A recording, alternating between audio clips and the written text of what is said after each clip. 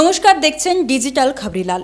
ভোটের আগে কিংবা ভোট চলাকালীন নির্বাচনী প্রচার হবে, সেটাই স্বাভাবিক।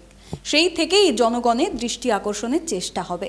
তবে এক্ষেত্রে দেখা গেছে বিজেপিকে সবসময়ই অন্য একটা স্ট্র্যাটেজি ফলো করতে, যেখানে দেখা গেছে যে তারা বরাবরই একটি দুর্নীতির অভিযোগ এনেছে শাসক দলের উপরে এবং তা থেকেই নিজেদের ভোট বাড়ানোর চেষ্টা করেছে।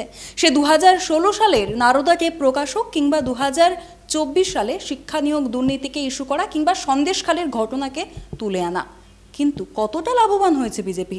2016 সালে বিধানসভার আগে এই ধরনের ঘটনা অর্থাৎ নারদা টেপ প্রকাশ করা হোক কিংবা 2024 সালের যেই সমস্ত দুর্নীতির ঘটনা বললাম, এর পরেও ফলাফল কি খুব একটা লাভবান হয়েছে কিংবা বিজেপির দিকে গেছে?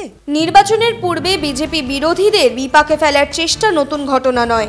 2016 সালের বিধানসভা নির্বাচনের আগে ম্যাথিউ স্যামুয়েলের দ্বারা পরিচালিত নারদ স্টিং ভিডিও প্রকাশ করে তৃণমূলের নেতাদের দুর্নীতি সম্পর্কে বাংলার মানুষদের ওয়াকিবহল করিয়েছিল।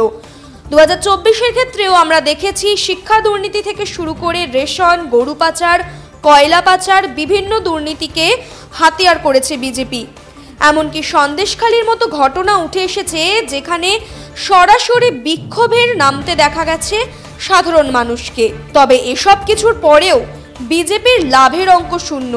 2016তেও নারদ কাণ্ডের পরেও যেমন বাংলার মানুষ আবারও তৃণমূলকেই বেছে নিয়েছে, 24-এর ক্ষেত্রেও চিত্রটা একই। এত দুর্নীতির অভিযোগের পরেও বাংলা মানুষকে তৃণমূলেই আস্থা রেখেছে। আর সন্দেশখালিতে একের পর এক স্টিং ভিডিও সামনে আসতেই উল্টো বিপাকে পড়েছে বিজেপি। তার প্রমাণ ভোটের ফলাফলে স্পষ্ট।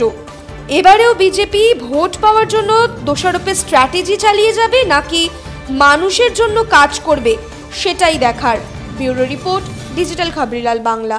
দুর্নীতির অভিযোগ কোনোভাবেই আর থামাতে পারছে না তৃণমূলকে। তাই যা কিছুই হয়ে যাক, বঙ্গবাসী বারবার বুঝিয়ে দিচ্ছে তারা তৃণমূলের সাথে আছে আর বাংলা নিজের মেয়েকেই চায়। এই ফল দেখে যথেষ্ট আশাক্ষুণ্ণ হচ্ছে বিরোধীরা, বারবার তারা কিন্তু আশাহত হচ্ছে। আর বাংলার বুকে আবারও আমরা দেখতে পাচ্ছি সবুজের ঝড়। আর সারাদিনের সমস্ত আপডেটের জন্য আপনাদের নজর থাকুক ডিজিটাল খবরিলালের পর্দায়। ক্যামেরায় অভিষেকের সাথে পায়েল, ডিজিটাল খবরিলাল, কলকাতা। ডিজিটাল খবরিলাল, খবর আপনাদের, নজর আমাদের।